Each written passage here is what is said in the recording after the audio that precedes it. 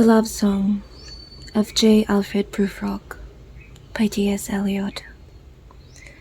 Se io credesse che mia risposta fosse a persona che mai tornasse al mondo, questa firma staria senza più scosse, ma perciò che già me di questo fondo non torno vivo alcun, scioglio il vero, senza tema di infamia ti rispondo.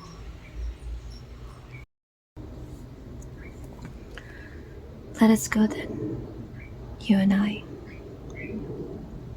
when the evening is spread out against the sky, like a patient as it rides upon a table.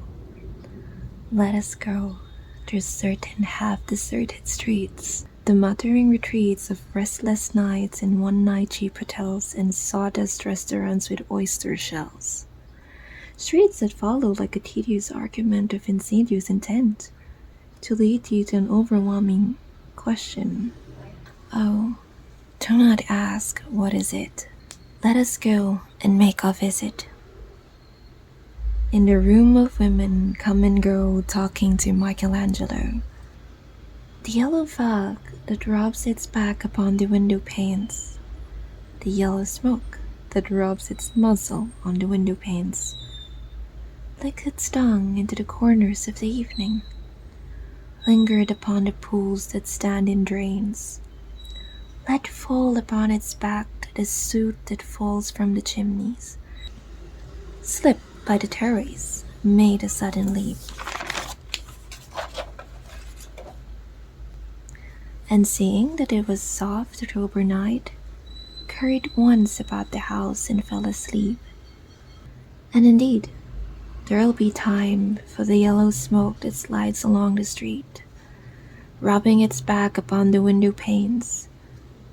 There will be time to prepare a face to meet the faces that you meet. There will be time to murder and create, and time for all the work and days of hands that lift and drop a question on your plate.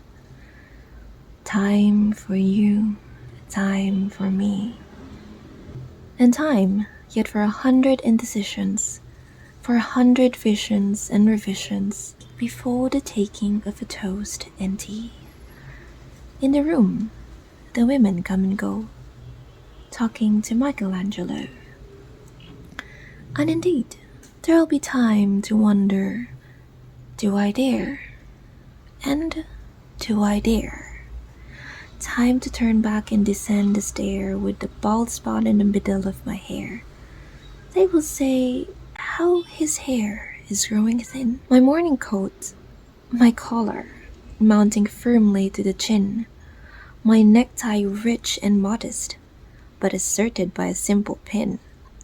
They will say, but how his arms and legs are thin.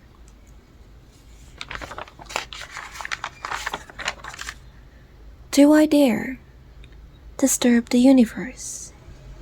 In a minute there is time for decisions and revisions which a minute will reverse.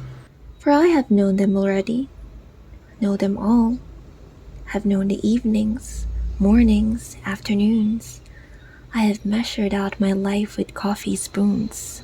I know the voices dying with a dying fall, beneath the music from a farther room. So how should I presume? And I have known the eyes already, know them all. The eyes that fix you in a formulated phrase. And when I formulated, sprawling on a pin, when I am pinned and wriggling on the wall, then how should I begin to spit out all the butt ends of my days and ways? And how should I presume? And I have known the arms already, know them all. Arms that are braceleted with white and bare, but in the lamplight, downed with light, brown hair. Is it the perfume from a dress that makes me so digress? Arms that lie along a table or wrap about a shawl. And should I presume? And how should I begin? Shall I say I have gone at dusk through narrow streets? and watch the smoke that rises from the pipes of lonely men in shirt sleeves leaning out of the windows. I should have been a pair of ragged claws cuddling across the floors of the silent seas. And the afternoon, the evening sleeps so peacefully, smoothed by long fingers, asleep, tired, or it malingers. Stretched on the floor here beside you and me. Should I, after tea and cakes and ices, have the strength to force the moment to its crisis? But though I have wept and fasted, wept and prayed, though I have seen my head grown slightly bald, brought in upon a platter, I am no prophet, and here's no great matter. I have seen the moment of my greatness flicker, and I have seen the eternal footman hold my coat and snicker. And in short, I was afraid. And would it have been worth it after all?